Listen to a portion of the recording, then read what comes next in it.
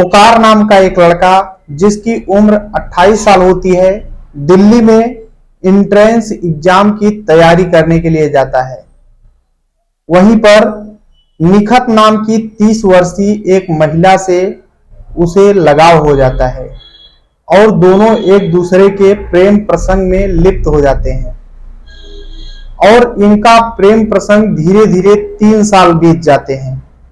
लेकिन एक दिन इन दोनों के प्रेम प्रसंग में न जाने किसकी नजर लगती है। कुछ ऐसा होता है कि जितने लोग सुनते हैं वाकई में सोचने लग जाते हैं। ये दोनों सोशल मीडिया पे तेजी से वायरल होना शुरू हो जाते हैं। आखिर क्या हुआ था उस रात निखत और ओकार के बीच में, पूरी कहानी इस वीडियो में बात करने वाला हूं। बस लास्ट तक बने रहो और देखते रहो। नमस्कार दोस्तों, मैं विजय शंकर पाल। इस वीडियो को लाइक करना, चैनल को सब्सक्राइब करना। रोजाना शाम को 7 बजे हमारी एक नई वीडियो आती है, तो चैनल को सब्सक्राइब करके बेल आइकन को जरूर दबा लेना। बाकी आप लोग कहां से हमारी वीडियो देखते हैं कमेंट जरूर किया करिए। नेक्स्ट वीडियो में आप सभी का नाम जरूर लूंगा। तो चलिए स्टार्ट करता हूं। आज की जो सच्ची घटना सुनाने जा रहा हूं यह है दिल्ली में तिलक नगर एक जगह लगता है। यहीं पर रहने वाली निखत जिसकी उम्र 30 साल है, ये ग्राफिक डिजाइनर है। 2021 में एक कंपनी में जब काम स्टार्ट करती है तो पैसे भी अच्छा खासा कमा रही होती है। इसकी उम्र उस समय 27 साल होती है। ये सोचती है पैसे भी आ रहे थे, सब कुछ, कोई चीज की कोई कमी नहीं थी, तो सोचती है कि कोई एक ऐसा लड़का मिल जाए जिसके साथ मैं अपना जीवन व्यतीत कर सकूं। और टाइम जब धीरे धीरे बीतता है तो उसी कंपनी के जहां पर काम करती थी वहीं पास में रहने वाला एक लड़का जिसका नाम ओकार है, जिसकी उम्र 28 साल है। ओकार देखने में बेहद खूबसूरत होता है, हट्टा कट्टा नौजवान। अब जो निखत है ओकार के निगाहों में निगाहें मिलाना शुरू कर देती है। ओकार को भी समझते देर नहीं लगती है। आखिरकार जो निखत और ओकार हैं दोनों एक दूसरे का नंबर आदान प्रदान कर देते हैं। दोनों एक दूसरे से बातचीत करना शुरू कर देते हैं। धीरे धीरे व्हाट्सएप पर बातें होने शुरू हो जाती हैं। धीरे धीरे टाइम बीतता है जब दोनों वीडियो कॉलिंग पे भी बातें करना शुरू कर देते हैं। और एक टाइम ऐसा आता है कि दोनों घूमने के लिए अलग अलग पार्कों में साथ जाने लगते हैं। ये दोनों की जो दोस्ती है परवान चढ़ने लगती है। दोनों एक दूसरे से अलग अलग जगहों पे मिलना शुरू कर देते हैं। एक दिन की बात होती है जब निखत और ओकार एक होटल में जाते हैं और खाना पीना खाने के बाद एक ही रूम में दोनों सो जाते हैं और दोनों एक दूसरे के कब करीब आ जाते हैं और कब शारीरिक संबंध बनते हैं पता ही नहीं चलता है। और जब निखत और ओकार में एक बार शारीरिक संबंध बनता है तो फिर रुकने का नाम ही नहीं लेता है। निखत अच्छा खासा पैसा कमाती थी तो ओकार के ऊपर लुटाया करती थी। ओकार को जिस चीज की जरूरत पड़ती थी निखत दिया करती थी। निखत बोलती थी ओकार तुम्हें टेंशन लेने की जरूरत नहीं है। दोनों की जो दोस्ती थी बेहद गहरी थी। निखत ओकार से बोलती है कि मैं तुमसे शादी करके अपना जिंदगी बिताना चाहती हूँ। इधर ओकार भी बोल देता है कि ठीक है, हम दोनों शादी करेंगे और दोनों एक साथ रहेंगे पूरी जिंदगी। आखिर दोनों शादी का वादा कर लेते हैं। अब निखत ओकार के प्यार में इस कदर पागल हो जाती है कि जब तक ओकार खाना न खाता निखत भी खाना नहीं खाया करती थी। यानी इतना ख्याल किया करती थी। निखत ओकार को फोन करके हमेशा पूछती थी कि क्या कर रहे हो, कहां जा रहे हो, कैसे, सब कुछ हाल चाल लिया करती थी। समय धीरे धीरे बीत चुका था।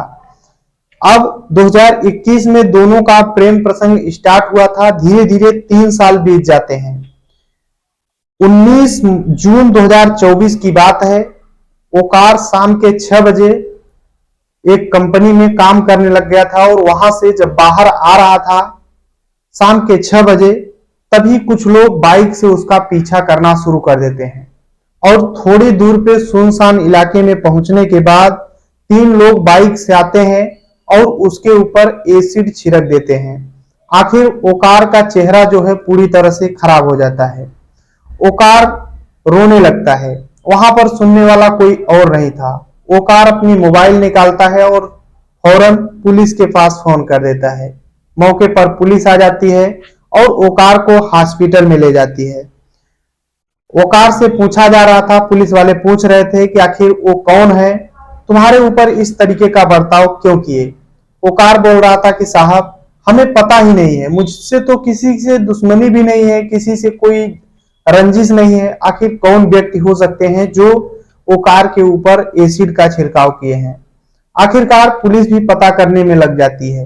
इधर हॉस्पिटल में ओकार का इलाज चल रहा होता है। अब पुलिस अलग अलग एंगल से जांच कर रही थी, लेकिन जो भी लोग एसिड छिड़के थे ओकार के ऊपर उनका कोई पता नहीं चल रहा था। पुलिस अब सीसीटीवी कैमरे खंगालना शुरू करती है कि वो जो गुंडे बदमाश थे वो किस रास्ते से आए थे और किस रास्ते से गए थे। जब सीसीटीवी कैमरे पुलिस खंगालना शुरू करती है तो पता चलता है कि एक बाइक पे तीन लोग सवार होते हैं और वो लोग हाथ में कुछ डिब्बे लिए थे। और जब पुलिस सीसीटीवी कैमरों को बारीकी से खंगालना शुरू करती है तो उन गुंडों की बाइक का जो नंबर है वो दिख जाता है।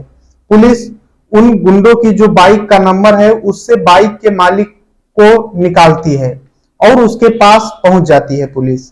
और जब पहुंचती है तो बाइक का जो मालिक है उसे गिरफ्तार करके थाने पर ले आती है पुलिस और उससे पूछताछ करती है कि आखिर 19 जून शाम को 6 बजे तुम्हारी बाइक कहां पर थी।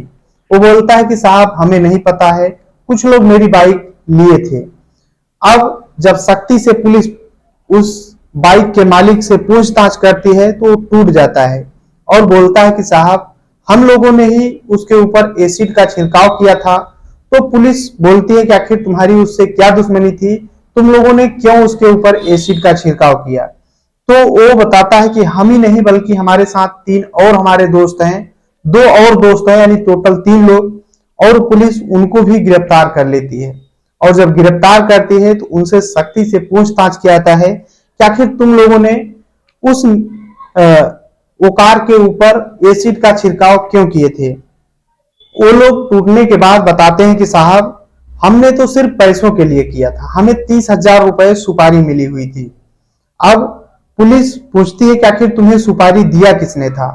तो वो गुंडे बताते हैं कि साहब हमें निखत नाम की एक महिला ने हमें 30,000 रुपए की सुपारी दी थी। अब जैसे ही वो लोग निखत का नाम लेते हैं, ओकार से भी पूछा जाता है कि निखत कौन है, तो ओकार बता देता है कि मेरी एक गर्लफ्रेंड है। अब निखत को पुलिस गिरफ्तार कर लेती है। गिरफ्तार करने के बाद थाने पर ले आती है और बोलती है कि क्या तुमने ही इसके ओकार के ऊपर एसिड का छिड़काव कराया है। तो निखत बोलती है कि नहीं साहब, ये तो मेरा प्रेमी है, मैं इसके ऊपर ऐसा क्यों करूंगी भला। और वो भी रोना शुरू कर देती है कि इसके ऊपर क्या हो गया, मुझे तो पता ही नहीं है। आखिरकार जब पुलिस पूछती है कि इन गुंडों को पहचान रही हो जिनको तुमने 30,000 रुपए दिए थे। निखत बोलती है कि ये कौन है, मैं 30,000 क्यों दूंगी। और जब सख्ती से पूछताछ करती है पुलिस, निखत के ऊपर सख्ती पेश करती है, तो निखत भी टूट जाती है। टूटने के बाद निखत एक कहानी सुनाना शुरू करती है और इस कहानी को जितने लोग सुनते हैं वाकई में सोचने लग जाते हैं। तो ये पूरी कहानी निखत जो बताती है उसे मैं बताता हूं। उसके पहले बता दूं कि हमारा एक टेलीग्राम चैनल है जिसकी लिंक डिस्क्रिप्शन में है। हमारा एक और यूट्यूब चैनल है जहां पे अर्निंग से रिलेटेड आपको वीडियो मिलती हैं। तो आपको अगर ऑनलाइन इनकम करना है तो एक एप्लीकेशन लिंक डिस्क्रिप्शन में है, उसको जाकर के रजिस्टर कर लो और वहां से ऑनलाइन इनकम कर सकते हो। उसकी डिटेल वीडियो भी है और हमारे टेलीग्राम पे ज्वाइन हो जाना। चलो, जो निखत है वो बताती है कि साहब ओकार से मुलाकात उसकी 2021 में हुई थी और ओकार और निखत दोनों एक बेहद दोस्त थे और इनकी दोस्ती धीरे धीरे प्यार में बदलती गई। ओकार और निखत दोनों एक दूसरे से मिलना शुरू कर देते हैं, शारीरिक संबंध भी बनने लगते हैं। धीरे धीरे 3 साल कब बीत जाते हैं पता ही नहीं चलता है। दोनों एक दूसरे से शादी करने का वादा कर चुके थे। जब टाइम बीतता है धीरे धीरे, अब निखत भी अच्छा खासा पैसा कमा रही थी। ओकार के ऊपर पैसे खूब लुटाया करती थी और ओकार से बोलती थी कि ओकार चलो जल्द ही शादी कर लेते हैं। तो ओकार बोलता था कि शादी कर लेंगे, थोड़ा मुझे भी सेटल होने दो। और फिर ओकार भी एक कंपनी में जब काम करने लगता है तो निखत बोलती है कि अब तो तुम कंपनी में काम भी करने लग गए हो, चलो शादी कर लेते हैं। ओकार अब निखत से दूरियां बनाना शुरू कर देता है।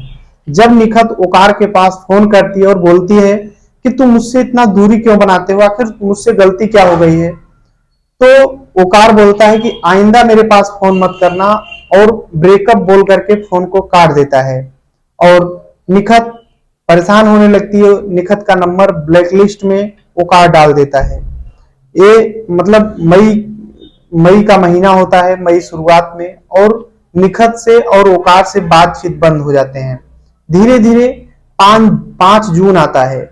निखत को पता चलता है कि ओकार की किसी और लड़की से सगाई हो चुकी है। और जैसे ही ये चीजें निखत को पता चलती है कि जिससे मैं 3 साल से प्रेम कर रही हूँ, जिससे मैं शादी करने की सपने सजा रही हूँ, वो किसी और से सगाई कर चुका है, किसी और से शादी करने जा रहा है।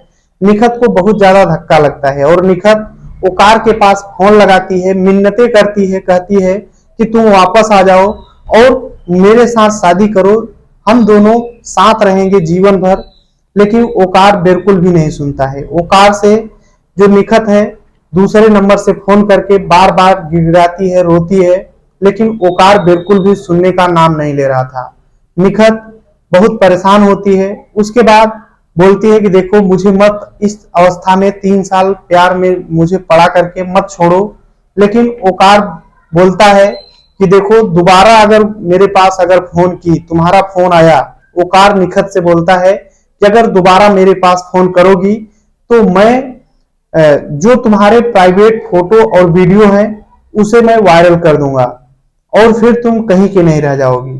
निखत जब इस तरीके की बात सुनती है तो उसे दिल पे धक्का लगता है और फिर सोचती है कि आखिर जिससे मैं इतना ज्यादा प्यार करती थी वो मुझे बदनाम करने की कोशिश कर रहा है। उसी दिन से वो ठान लेती है कि ओकार मुझसे धोखा दिया है मुझे और मैं अब उसे कहीं की नहीं छोड़ूंगी। और फिर कुछ ऐसे गुंडों की तलाश करने लगती है जो पैसे से कुछ काम कर रहे हों। तभी 3 गुंडे मिल जाते हैं जो कि 30,000 रुपए में एसिड उसके ऊपर डालने के लिए तैयार हो जाते हैं। अब निखत ओकार को फोटो दिखाती है और ओकार का फोटो गुंडे पाते हैं और निखत एसिड भी खरीद कर देती है। वो गुंडे बताए हुए स्थान पर जैसे ही निखत को पता चलता है कि उसी रास्ते से 6 बजे जाएगा, वो गुंडों को फोन करके बताती है और गुंडे जाते हैं, एसिड छिड़क कर भाग जाते हैं। आखिरकार उन तीनों गुंडों और निखत को पुलिस अपनी हिरासत में ले ली है और अभी ये सलाखों के पीछे जा चुके हैं। जो ओकार है इसका इलाज चल रहा है। बाकी आगे क्या होगा ये तो भविष्य के गोद में ही छिपा हुआ है। निखत की किससे शादी होगी ये भी भविष्य के गोद में छिपा हुआ है और ओकार का आने वाले समय में क्या होगा ये भी भविष्य के गोद में ही छिपा हुआ है। बाकी इस पूरी कहानी में आप अपनी राय जरूर देना कि किसकी कितनी गलती थी। ओकार क्या एक लड़की को धोखा दे करके सही किया या फिर जो निखत है वो अपने प्यार को पाने के लिए इस रास्ते को अपनाई। आप अपनी राय जरूर देना। ये पूरी कहानी जो है सुनाने का उद्देश्य किसी को परेशान करना या फिर दुख पहुंचाना नहीं है, बल्कि आप सभी को जागरूक करना है। जहां भी रहें अपना और अपनों का ख्याल रखें, सुरक्षित रहें। चलते हैं आज के कमेंट की ओर। तो सुखराम देवासी जी हैं जो कि जोधपुर से हैं, धर्मेंद्र बघेल जी हैं जो कि हमारे वीडियो में कमेंट किए हैं, शुभम श्रीवास्तव हैं जो कि चेन्नई से हमारी वीडियो देखते हैं, अर्जुन कुमार यादव हैं जो कि बोलते हैं कि भाई आप किसी न किसी का कॉपी करते हो, जो वीडियो बनाते हो कॉपी करते हो। तो मैं बता दूं भाई, जो हाल ही में घटनाएं होती हैं आप खुद गूगल पे सर्च कर लेंगे, जो मैं कहानी सुनाता हूं आपको आ जाएगा। बाकायदे एक नहीं अलग अलग न्यूज चैनलों में अखबारों में आपको देखने को मिलेगा। तो कोई भी मैं घटना फेक नहीं बताता हूं, आप उसे खुद देख लीजिए। बाकी ऐसी कोई घटनाएं नहीं होती हैं जिसे और चैनल वाले न दिखाएं। तो हो सकता है कि आपको कॉपी लगे। बाकी आप लोग ऐसे ही प्यार दुलार बनाते रहिए, चैनल सब्सक्राइब करिए। मिलते हैं नेक्स्ट वीडियो में, तब तक के लिए जय हिंद, वंदे मातरम।